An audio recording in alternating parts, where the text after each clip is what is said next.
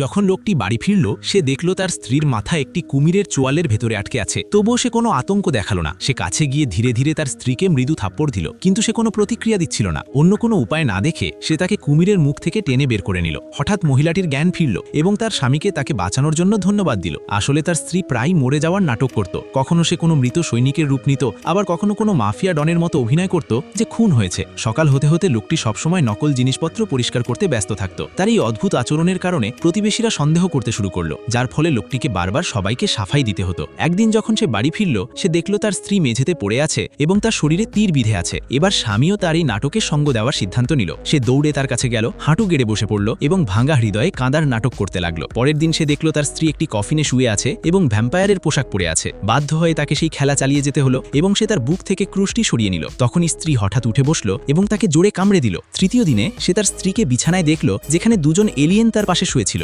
লোকটির আগে এলিয়েনদের উপর ঝাঁপিয়ে পড়ল এবং একজনকে ধরে তার সাথে লড়াই করতে লাগলো।